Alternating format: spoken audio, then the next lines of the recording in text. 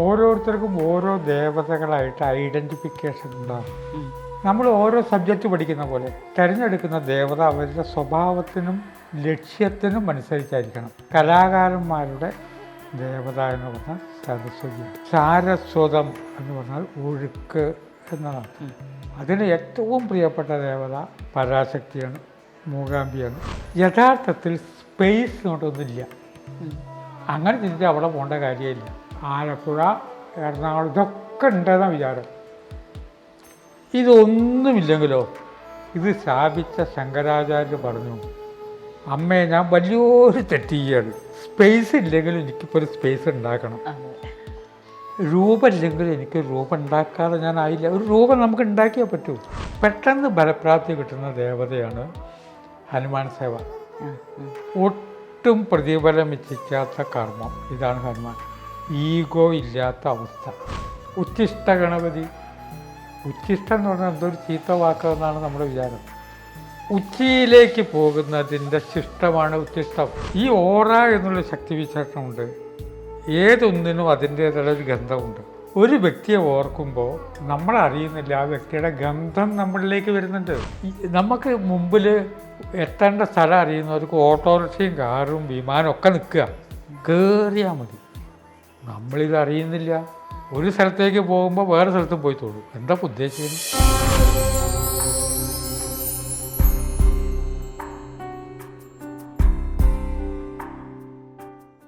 ഓരോ ജീവനെയും ഈ പ്രപഞ്ചത്തോട് ചേർത്ത് നിർത്തുന്ന ചില പ്രാണശക്തികളുണ്ട്. ഈ പ്രാണശക്തികൾ കുടികൊള്ളുന്ന ക്ഷേത്രഭൂമികളുമുണ്ട്.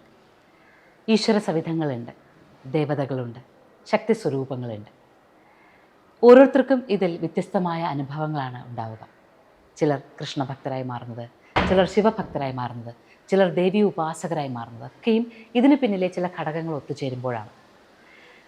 ഓരോ പ്രശസ്തരായ വ്യക്തികളും അവരുടെ ഇഷ്ടമൂർത്തിയെക്കുറിച്ച്, അല്ലെങ്കിൽ അവരുടെ മുഴുവൻ ഊർജത്തെയും ഒന്നുകൂടി ഉണർത്തിത്തരുന്ന, അവരുടെ ഒരു ഊർജ്ജ സംഭരണ കേന്ദ്രങ്ങളായി കരുതുന്ന ക്ഷേത്രങ്ങളെക്കുറിച്ച് പറഞ്ഞാൽ അത് കേൾക്കുന്നവരിലേക്ക് ഒരുപാട് ജ്ഞാനം പകർന്നു തരിക തന്നെ ചെയ്യും. അതിൽ പ്രത്യേകിച്ചും ശ്രീ PR നാഥൻ സാറിനെ പോലുള്ള ഒരു വ്യക്തി ജീവിതത്തിൻ്റെ പല തലങ്ങളെ, ഐതിഹ്യങ്ങളുടെ പല തലങ്ങളെ വളരെയേറെ അർത്ഥതലങ്ങളിലൂടെ മനസ്സിലാക്കുകയും വ്യക്തമായി ഉൾക്കൊള്ളുകയും നല്ല ധാരണയുണ്ടാക്കുകയും അതിൻ്റെ തത്വങ്ങളെ മനസ്സിലാക്കുകയും ചെയ്യുന്നൊരു വ്യക്തി ഇഷ്ടദേവതയെക്കുറിച്ച്, ഇഷ്ടക്ഷേത്രത്തെക്കുറിച്ച് പറഞ്ഞാൽ അത് കേൾക്കുമ്പോൾ നമുക്കുണ്ടാകുന്ന അനുഭൂതി എങ്ങനെയാണെന്ന് കേട്ട് തന്നെ മനസ്സിലാക്കാം. നമസ്കാരം സാർ. ചോദ്യം എന്താണെന്ന് മനസ്സിലായല്ലോ. അങ്ങ് ഉപാസിക്കുന്ന മൂർത്തി, അല്ലെങ്കിൽ അങ്ങ് ഏറ്റവും കൂടുതൽ പോകാൻ ഇഷ്ടപ്പെടുന്ന ഒരു ക്ഷേത്രഭൂമി, അവിടെ കുടികൊള്ളുന്ന മൂർത്തിയാവുമല്ലോ ഏറ്റവും കൂടുതലായി അടുത്തറിയുന്നത്. അങ്ങനെ ചോദിച്ചാൽ ഒറ്റ വാക്കിൽ ആദ്യത്തെ ഉത്തരം എന്തായിരിക്കും? ആദ്യത്തെ ഉത്തരം മൂകാംബിക എന്നാണ്. ഏറ്റവും തവണ പോയിട്ടുള്ളത് മൂകാംബിയാണ്. ഇപ്പം മിക്കവാറും 2 മാസത്തിലൊരിക്കൽ പോകും. 50 വർഷമായിട്ട് അങ്ങനെ 2 മാസം കൂടുമ്പോൾ സൗപർണികാ തീരത്ത് പോകും. അതിൻ്റെ കാരണം ഓരോരുത്തർക്കും ഓരോ ദേവതകളായിട്ട് ഐഡൻറ്റിഫിക്കേഷൻ ഉണ്ടാകും. നമ്മൾ ഓരോ സബ്ജക്റ്റ് പഠിക്കുന്ന പോലെ, ചിലർ LLB വക്കീൽമാരായിരിക്കും, ഡോക്ടറാവെന്ന് പറഞ്ഞ പോലെ തിരഞ്ഞെടുക്കുന്ന ദേവത അവരുടെ സ്വഭാവത്തിനും ലക്ഷ്യത്തിനും അനുസരിച്ചായിരിക്കണം. അപ്പോൾ ഞാൻ എഴുത്തുകാരനാണ്, ഗ്രന്ഥരചയിതാവ്, കഥയും നോവലും എഴുതുന്ന ആളാണ്. കലാകാരന്മാരുടെ ദേവത എന്ന് പറഞ്ഞാൽ സരസ്വതിയാണ്. സാരസ്വതം എന്ന് പറഞ്ഞാൽ ഒഴുക്ക് എന്നർത്ഥം. അതിന് ഏറ്റവും പ്രിയപ്പെട്ട ദേവത പരാശക്തിയാണ്, മൂകാംബിയാണ്. പട്ടാമ്പിയിൽ താമസിച്ചിരുന്ന കാലത്ത് അവിടേക്ക് പോകുമായിരുന്നു. ഇപ്പോൾ കോഴിക്കോട് മാങ്കാവ് താമസിക്കുന്നു. ഇടയ്ക്കിടയ്ക്ക് മൂകാംബിയിൽ പോകും. അപ്പോൾ അങ്ങനെ ഒരു മൂകാംബികയിലേക്ക് പോകുമ്പോൾ ഇവിടെയാണ് എൻ്റെ ഇഷ്ടദേവത, അല്ലെങ്കിൽ ഇവിടെയാണ് ഞാൻ ഉപാസിക്കേണ്ട മൂർത്തി കുടികൊള്ളുന്നത് എന്നുള്ള അനുഭവങ്ങൾ അങ്ങേക്കുണ്ടായിട്ടുള്ള എന്തെങ്കിലും സന്ദർഭങ്ങൾ ഉണ്ടായിട്ടുണ്ടോ? മൂകാംബികയ്ക്ക് പുറപ്പെടാൻ ആഗ്രഹിക്കുമ്പോൾ തന്നെ ശങ്കരാചാര്യരെ ഓർമ്മിക്കും. യഥാർത്ഥത്തിൽ സ്പേസ് കൊണ്ടൊന്നുമില്ല. നമ്മൾ വിചാരം സ്പേസ് കൊണ്ടൊന്നുണ്ട് എന്നാണ്. സ്പേസ് ഇല്ല. അങ്ങനെ ചിന്തിച്ചാൽ അവിടെ പോകേണ്ട കാര്യമില്ല. ഇപ്പോൾ നമ്മൾ തിരുവനന്തപുരത്ത് ഇരുന്നാണ് സംസാരിക്കണം. കോഴിക്കോട്ടേക്ക് സ്പേസ് ഉണ്ടെന്നാണ് വിചാരം. ആ സ്പേസ് ഉണ്ട് നമ്മൾ വിചാരിക്കാൻ കാരണം ഇവിടെ ഒരു വീട്, ഇവിടെ ഒരു വാതിൽ, പുറത്തേക്ക് ഇറങ്ങുന്ന ഒരു സ്ഥലം, തമ്പാനൂർ റെയിൽവേ സ്റ്റേഷൻ, ആലപ്പുഴ, എറണാകുളം, ഇതൊക്കെ ഉണ്ടെന്നാണ് വിചാരം. ഇതൊന്നുമില്ലെങ്കിലോ സ്പേസ് ഇല്ല ശരിക്കും. നമ്മൾ സ്പേസ് ഇങ്ങനെ ഉണ്ടാക്കുകയാണ്, അതിർത്തികൾ ഉണ്ടാക്കുകയാണ്. അപ്പോൾ പരാശക്തി എല്ലാ സ്ഥലത്തും ഉണ്ടെങ്കിലും നമ്മൾ കൃത്രിമമായിട്ട് സ്പേസ് ഉണ്ടാക്കി വയ്ക്കും. അപ്പോൾ ചിലപ്പോൾ ഒരു സങ്കടം തോന്നി, ഇതുവരെ ഇത്രയൊക്കെ പ്രസംഗം നടത്തിയിട്ടും സ്പേസ് തോന്നുകയാണല്ലോ. ഇപ്പോൾ കോഴിക്കോട് നിന്ന് മൂകാംബിയയ്ക്ക് സ്പേസ് വന്ന് കണ്ണൂരും കാസർഗോഡൊക്കെ ഉണ്ടായതുകൊണ്ടല്ലേ ബൈന്ദൂരൊക്കെ. അപ്പോൾ ഒരാശ്വാസം. ഇത് സ്ഥാപിച്ച ശങ്കരാചാര്യ പറഞ്ഞു, അമ്മയെ ഞാൻ വലിയൊരു തെറ്റ് ചെയ്യാണ്, സ്പേസ് ഇല്ലെങ്കിലും എനിക്കിപ്പോൾ ഒരു സ്പേസ് ഉണ്ടാക്കണം, രൂപം ഇല്ലെങ്കിലും എനിക്ക് രൂപം ഉണ്ടാക്കാതെ ഞാനായില്ല. ഒരു രൂപം നമുക്ക് ഉണ്ടാക്കിയേ പറ്റൂ. അമ്മയുടെ മഹാത്മ്യം വാക്കുകളിൽ ഒതുങ്ങില്ല എന്നുള്ളത് തീർച്ചയാണ്. ഇങ്ങനെയൊക്കെയാണെങ്കിൽ ഈ 3 പരിമിതി എനിക്കുണ്ട്, അതിൽ മാപ്പ് തരണം. അപ്പോൾ ഇത് അറിഞ്ഞും വെച്ചുകൊണ്ട് സ്പേസ് നമ്മളൊന്നുണ്ടാക്കി. അത് മൂകാംബികയിലാണ്. അവിടുത്തെ ആ ചിത്രമൂല ഗസ്റ്റ് ഹൗസിൽ താമസിക്കുമ്പോൾ ചെരുപ്പ് അവിടെ ഇട്ടിട്ട് അമ്പലത്തിലേക്ക് കയറാം. നമ്മൾ കൃത്രിമമായിട്ടൊരു സ്പേസ് ഉണ്ടാക്കി അവിടെ അമ്മയ്ക്കൊരു രൂപം പ്രതിഷ്ഠിക്കുകയാണ്.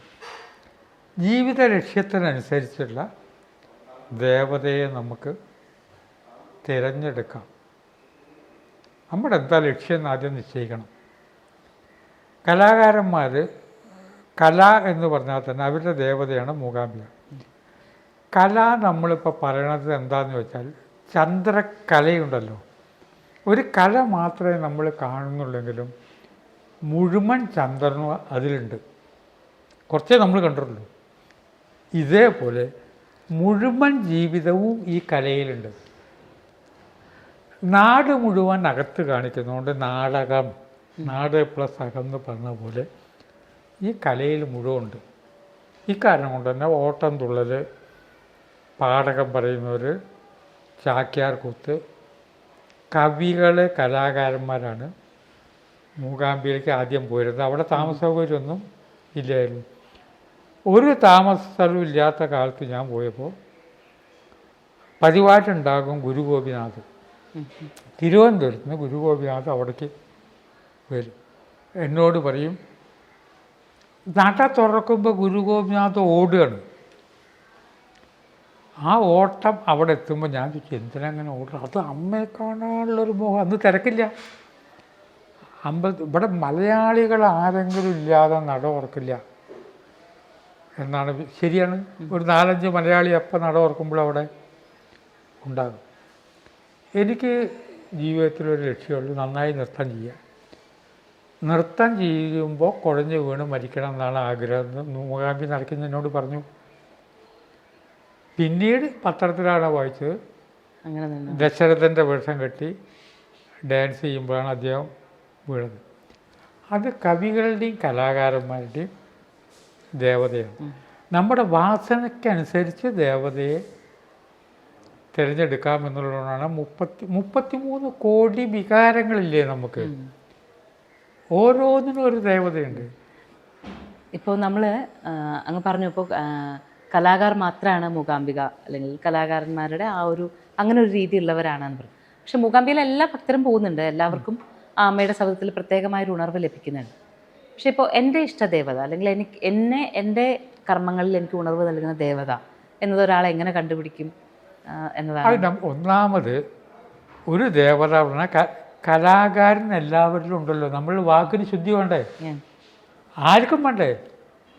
അപ്പോൾ കവികളുടെ മാത്രമെന്നല്ല, നമ്മളൊരു കവിയുണ്ട്, ഒരാളെ വിലയിരുത്തുമ്പോൾ ആ വ്യക്തി പറഞ്ഞൊരു വാക്ക്, വരിക്ക് പ്രാധാന്യം ഉണ്ട്. എല്ലാ ജീവിതത്തിലും അഭിനയം ഉണ്ട്. ബന്ധുവാണെങ്കിൽ എന്നും കാണേണ്ടവരാണ്, തൊട്ട വീട്ടുകാരാണ്. അതുകൊണ്ട് പിണങ്ങണ്ട, അയാളൊരു മണ്ടത്തരം പറഞ്ഞിരുന്നാലും ശരി നമ്മൾ. അപ്പോൾ അഭിനയം തുടങ്ങിയുള്ള എല്ലാ കലയും എല്ലാവർക്കും ബാധകമാണ് എന്നുള്ള അർത്ഥത്തിൽ. പൊതുവെ എന്താണ്, വളരെ പെട്ടെന്ന് ലക്ഷ്യസ്ഥാനത്ത് എത്തിക്കാവുന്ന രീതിയിലുള്ള ദേവതകൾ ഉണ്ട്, പെട്ടെന്ന് ഫലം കണ്ടെത്തുന്നത്. കടുകട്ടി ഉപാസനയുള്ള ദേവതകളുണ്ട്. അപ്പോൾ ഏതൊരാൾക്കും ജീവിതത്തിൽ ലക്ഷ്യം കാണും. പെട്ടെന്ന് ഫലപ്രാപ്തി കിട്ടുന്ന ദേവതയാണ് ഹനുമാൻ സേവ. ഹനുമാൻ എന്ന് പറഞ്ഞാൽ ഒരൊറ്റ മീനിങ്ങേ ഉള്ളൂ, ഒട്ടും പ്രതിഫലം ഇച്ഛിക്കാത്ത കർമ്മം. ഇതാണ് ഹനുമാൻ. ഈഗോ ഇല്ലാത്ത അവസ്ഥ. അപ്പോൾ ആ ഉപാസന എളുപ്പമാണ്. ഒരു 40-41 ദിവസം ഹനുമാൻ ക്ഷേത്രത്തിൽ പോകുമ്പോൾ നമ്മുടെ കാര്യങ്ങൾ സാധിക്കും. ഹനുമാൻ ഇത്ര ശക്തി കിട്ടിയത്, ഹനുമാന് ലങ്കയിലേക്ക് പോകാൻ രാമനാമം മാത്രം മതി. ഹനുമാൻ, രാമന് പോലും പാലം കെട്ടേണ്ടി വന്നു അങ്ങോട്ട് പോകാൻ. പക്ഷേ ഹനുമാൻ ഉപാസനയ്ക്ക് ഒറ്റ കാര്യമാണ്, ഞാൻ എന്തെങ്കിലും ഒരു കർമ്മം ചെയ്യുന്നു എന്നുള്ള വിചാരം ഉണ്ടാവരുത്. ഈഗോ ഒട്ടുമില്ലാത്ത അവസ്ഥ ഹനുമാനായി. ആ കാരണം കൊണ്ടാണ് രാമൻ ഒരു തവണ ക്ഷോഭിച്ച് അമ്പ് ചെയ്തു. അത് രാമനിലേക്കേ മടങ്ങി വന്നു. അവിടെ ഹനുമാൻ ഇല്ല, അങ്ങനെ ഒരു ഈഗോ ഇല്ല, അങ്ങനെ ഒരാളും ഇല്ല. അപ്പോൾ വളരെ പെട്ടെന്ന് ബലം കിട്ടും. ഗണപതി വേറൊന്നാണ്. ആ ഗണപതി തന്നെ പല ഗണപതികളും ഉണ്ട്. ആദ്യം വാക്കിൻ്റെ അർത്ഥം നമ്മൾ മനസ്സിലാക്കണം. ഉച്ഛിഷ്ട ഗണപതി, ഉച്ഛിഷ്ടം എന്ന് പറഞ്ഞാൽ എന്തൊരു ചീത്ത വാക്കെന്നാണ് നമ്മുടെ വിചാരം. ഉച്ചിയിലേക്ക് പോകുന്നതിൻ്റെ ശിഷ്ടമാണ് ഉച്ഛിഷ്ടം. ഉച്ചിയിലേക്ക് പോകുന്നതിൻ്റെ ശിഷ്ടമാണ്, അതൊരു മോശമായ കാര്യമല്ല. ഉച്ഛിഷ്ടം എച്ചിലല്ല, ഉച്ഛിഷ്ടം. ആ ഉച്ചിയിലേക്ക് പോകുന്നതാണ്. ഏതും കുണ്ടലിനി ശക്തിയെ ബേസ് ചെയ്തിട്ടാണ് നമ്മുടെ ഭാഷ. മൂലാധാരത്തിൽ കിടന്ന് ഇരിക്കുന്ന കുണ്ടലിനി ശക്തി സഹസ്രാരത്തിലേക്ക് എത്തണം. പുരോഭാഗത്തേക്കുള്ള ഗതിയാണ് പുരോഗതി. അപ്പോൾ കച്ചവടത്തിൻ്റെ പുരോഗതി ഉണ്ടായി എന്ന് പറഞ്ഞ അർത്ഥം പുരോഭാഗത്തേക്കുള്ള ഗതി. ഏത് വാക്കും പുരോഗതി എന്ന് പറഞ്ഞാൽ ഇതാണ്. അതിനെ ഞങ്ങളൊരു കഥാരൂപത്തിലാക്കി. ദേവി കന്യാകുമാരി, കന്യകയായ ദേവി. അതിൻ്റെ അർത്ഥം എന്താ വെച്ചാൽ ഈ പരാശക്തി കുടികൊള്ളുന്ന മൂലാധാര ചക്രത്തിൻ്റെ അവിടുന്ന് ശിവനിലേക്ക് എത്തണം. ഇങ്ങോട്ട് വാ വാ എന്ന് പറഞ്ഞിട്ട് ശിവൻ വിളിച്ചുകൊണ്ടിരിക്കുകയാണ്. അതാണ് ശബരിമല അയ്യപ്പൻ്റെയും കഥ. ശാസ്താവ് മുകളിലേക്ക് പോകുന്ന ശക്തിവിശേഷം എനർജിയാണ്. ഇതിൻ്റെ കഥാരൂപമാണ് ദേവി കന്യാകുമാരി ശിവനോട് പ്രണയാഭ്യർത്ഥന നടത്തി. അപ്പം എത്ര എളുപ്പമായി കഥ അങ്ങനെ പറഞ്ഞപ്പോൾ. ശിവനിതൊന്നും പ്രശ്നമല്ല, കഥയായി. ശുചീന്ദ്രത്തെ ശിവനാണ്. അപ്പോൾ ശുചീന്ദ്രൻ കന്യാകുമാരിയുടെ അടുത്ത് തന്നെയാണല്ലോ, സൗകര്യമായി. കല്യാണം തീരുമാനിച്ചു. നാരദ മഹർഷി വന്നിട്ട് ആ കല്യാണം മുടക്കി. ശിവൻ അവിടുന്ന് പുറപ്പെട്ടപ്പോഴേക്കും പൂവങ്കോയുടെ രൂപത്തിൽ വന്നിട്ട് കൂവി. നേരം വെളുത്തു, മുഹൂർത്തം തെറ്റി, ശിവൻ മടങ്ങി. ഇതിൻ്റെ അർത്ഥം ഈ ശക്തിവിശേഷം ശിവനുമായിട്ട് ചേരുന്നതിന് നാരദ മഹർഷി തടസ്സം ചെയ്യും. എന്താണ് നാരദൻ? നമ്മുടെ ജീവിതത്തിൽ ഇതിൻ്റെ തടസ്സം നാരദൻ. പുത്രേഷണ, വിത്തേഷണ, ലോകേഷണ. പുത്രന്മാരുമായിട്ടുള്ള വാത്സല്യം, വൻതേട്. അതാണ് മക്കളുടെ ഭാവിയെ ചൊല്ലിയുള്ള ഉത്കണ്ഠ. വിത്തേഷണ, ധനം ഉണ്ടാക്കാനുള്ള ആഗ്രഹം. ലോകേഷണ എന്നാൽ ലോകം നമ്മളെക്കുറിച്ച് എന്ത് പറയുന്നു. വലിയ വീട് വയ്ക്കുന്നു, വില കൂടിയ വാഹനം, ഇതൊക്കെ ലോകേഷണ. ഇത് മൂന്നും കൂടി ചേർന്നാണ് ഏഷണ. ഇതിൽ നിന്നാണ് ഏഷണി എന്ന് പറയുന്നത്. ഒരാൾ പറഞ്ഞു വേറൊരാളോട് പറയലല്ല.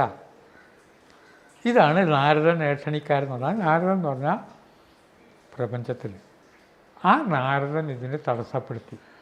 എത്ര നല്ല കഥയാണ്. എന്താ പൂവങ്കോഴിയുടെ രൂപത്തിൽ പൂവങ്കോഴി എന്ന് പറഞ്ഞാൽ കുണ്ടലി ശക്തി വളരുമ്പോൾ സ്വാധിഷ്ഠാന ചക്രത്തിൻ്റെ അവിടെ എത്തുമ്പോൾ എനർജി രണ്ടാവും. ഒന്ന് സെക്സ് എനർജി, ഒന്ന് ക്രിയേറ്റീവ് എനർജി. എത്ര സെക്സ് എനർജിയുടെ പ്രതീകമാണ് കോഴി. ക്രിയേറ്റീവ് എനർജി മയിൽ രൂപത്തിൽ അങ്ങോട്ട് പൊന്തും. എത്ര നല്ല കഥയാണ്. അപ്പോൾ അവിടെ കോഴി കൂവി എന്ന് പറഞ്ഞ കഥ വരെ ഇതാണ്. ഇവിടുന്ന് അങ്ങോട്ട് ഭാരതത്തിനെ എടുത്താൽ എല്ലാ ദേവതയും നമുക്ക് വേണ്ടുന്ന അതിലുണ്ട്. അപ്പോൾ ലക്ഷ്മി, കാളി, സരസ്വതി മൂന്നും ഉണ്ട് മൂകാംബികയിൽ. ലക്ഷ്മി എന്ന് പറഞ്ഞാൽ ലക്ഷ്യസ്ഥാനത്തേക്ക് എത്തിക്കുന്ന എനർജി ലക്ഷ്മി. ഓരോന്നിനും നിറമുണ്ട്, ഒക്കെ ഉണ്ട്. കളറ് ചുവപ്പാണ്. അതാണ് ലക്ഷ്മി. ചുവന്ന ചെമ്പകഷ്ടാണ്. ഏത് ദേവതയെ പ്രാർത്ഥിച്ച് ചെടികളും വൃക്ഷങ്ങളും നിൽക്കുന്നു ആ ദേവതയാണ് ഈ ചെടികൾക്കിഷ്ടം. ഏത് അപ്പോൾ ചുവന്ന ചെമ്പരത്തി, അവിടെ ചുവപ്പ് എന്ന് പറഞ്ഞാൽ എനർജി. അപ്പോൾ ദേവി ചുവന്ന സാരി ചുറ്റി. റൂബി എന്ന് പറഞ്ഞൊരു മാലയുണ്ട്, റെഡ് കളറാണ്. ആ റൂബി റെഡ് കളറാകുമ്പോൾ ക്രിയേറ്റീവ് എനർജി വർദ്ധിക്കണമെന്നുള്ളവർക്ക് ആ മാല ഇടാം. വെള്ള കളറ് വെള്ളം, അതിൽ നിന്നാണ് വെള്ളം ഉണ്ടായത്. കാരുണ്യം എന്ന ഗുണം നമുക്കുണ്ടാക്കും. അപ്പോൾ ഓരോ ദേവതയ്ക്കും കളറുണ്ട്, രൂപമുണ്ട്. നമുക്ക് മുമ്പിൽ എത്തേണ്ട സ്ഥലം അറിയുന്നവർക്ക് ഓട്ടോറിക്ഷയും കാറും വിമാനവും ഒക്കെ നിൽക്കുക, കയറിയാൽ മതി. നമ്മളിത് അറിയുന്നില്ല.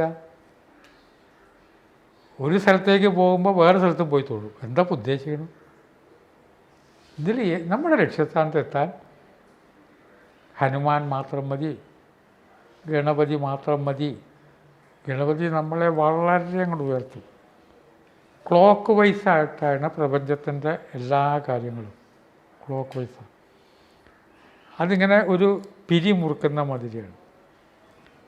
അപ്പോൾ ഒരു മഷി ഒഴിച്ച പേന പിരിമുറുക്കുന്ന മാതിരി വലം പിരി ഗണപതി എന്ന് പറഞ്ഞാൽ അതിൻ്റെ എക്സ്ട്രീം അന്യം അങ്ങോട്ട് പോണ്ട, വലത്തെ ഭാഗത്തേക്ക് തിരിച്ച് മുറുക്കുക. ശിവക്ഷേത്രത്തിൽ വെളിച്ചപ്പാടുമാരുണ്ടാവില്ല. കാരണം ഇത് ഉണർന്ന് ഈ ശക്തി ഇവിടുന്ന് ഉണർത്താനുള്ള അർത്ഥത്തിലാണ് ഹീ എന്ന് പറഞ്ഞിട്ട് ഈ വാളും എടുത്ത് ഇങ്ങനെ കാണിക്കുന്നത്. ആ വാള് വെട്ടാനുള്ളതല്ല, മനുഷ്യൻ്റെ ആകാര രൂപത്തിലാണ് വെളിച്ചപ്പാടിൻ്റെ വാള്. അത് ശിവക്ഷേത്രത്തിൽ ഉണ്ടാവില്ല. ഏത് വേണമെങ്കിൽ തിരഞ്ഞെടുക്കാവുന്നതുകൊണ്ട് ഏത് അമ്പലത്തിൽ പോയിരുന്നാലും ഉപദൈവങ്ങൾ നമുക്കുണ്ടല്ലോ. ആ ഉപദൈവങ്ങളൊക്കെ നമുക്ക് തൊഴാനുള്ള സൗകര്യം ഉണ്ട്.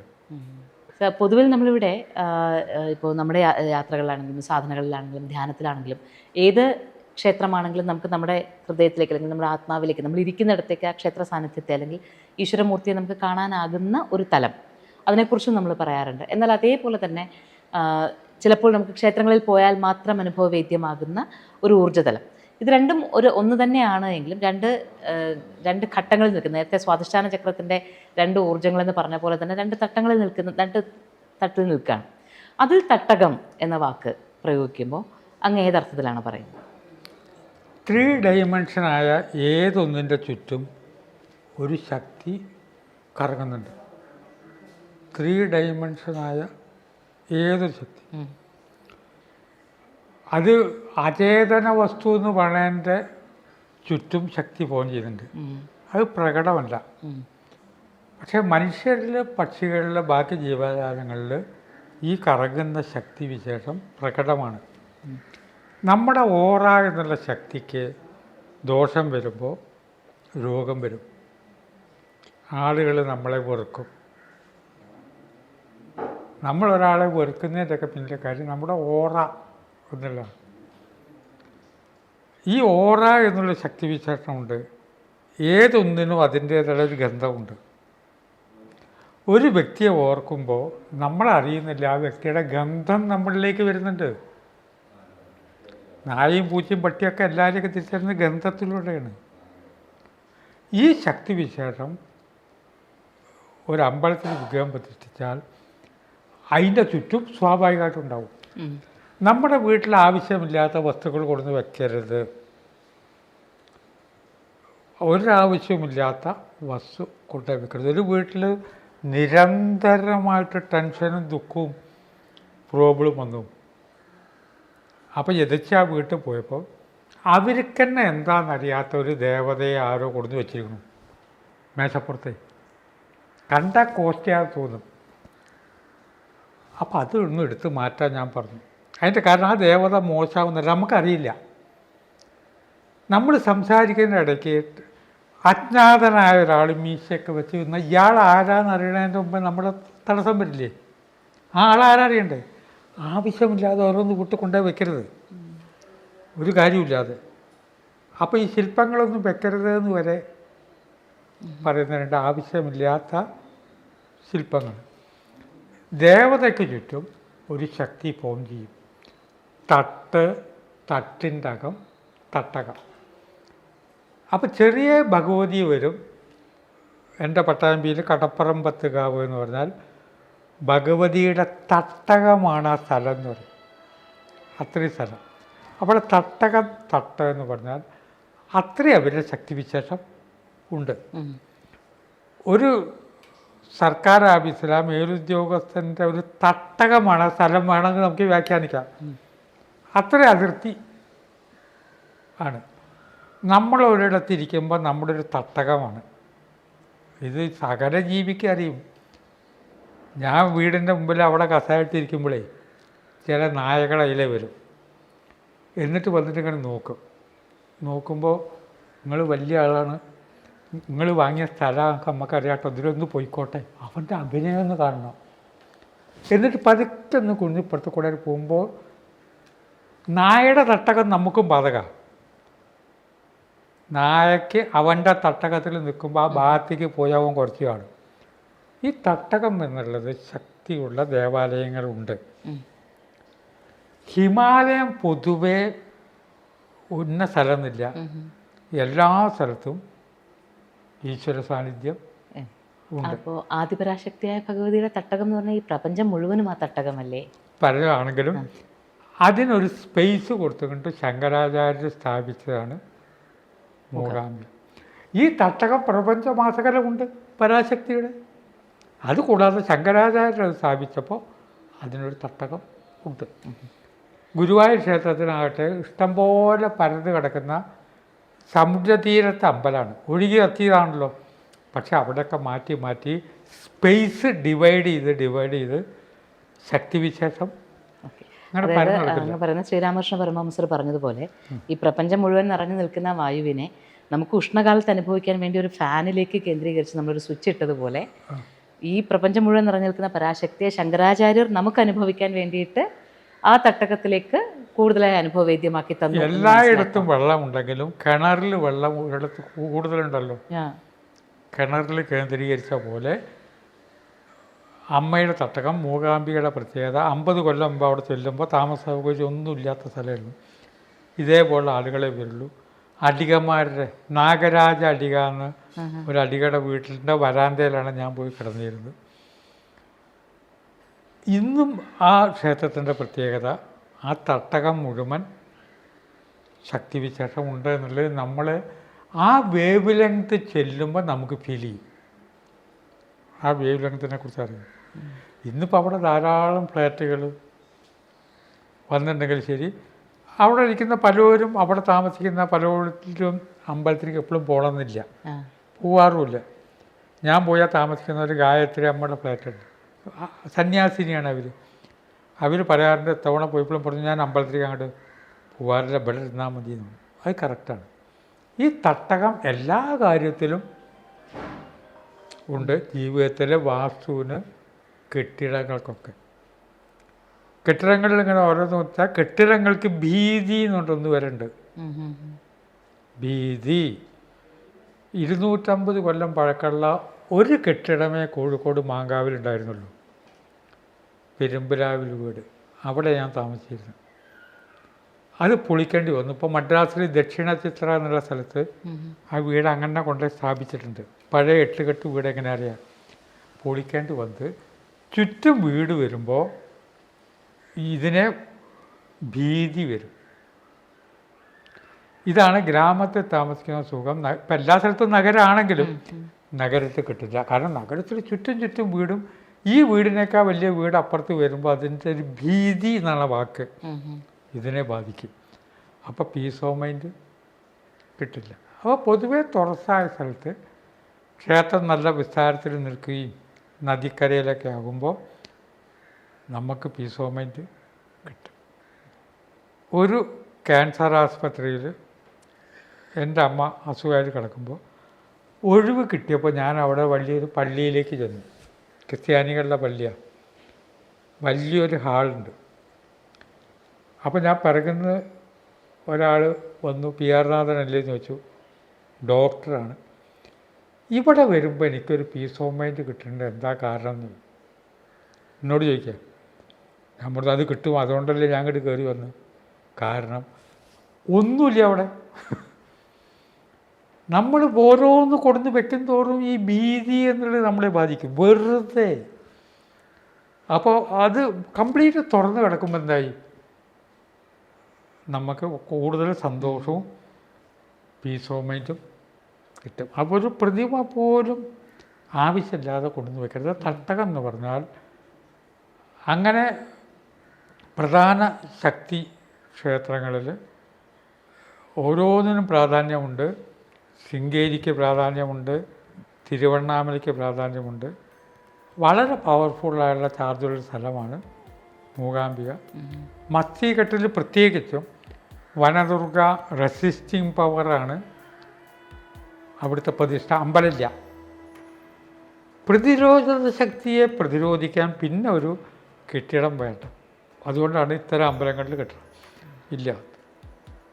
അതിന് നമ്പർ 1 എന്ന് വേണമെങ്കിൽ വിശേഷിക്കാം. Moksha, Journey to the Self.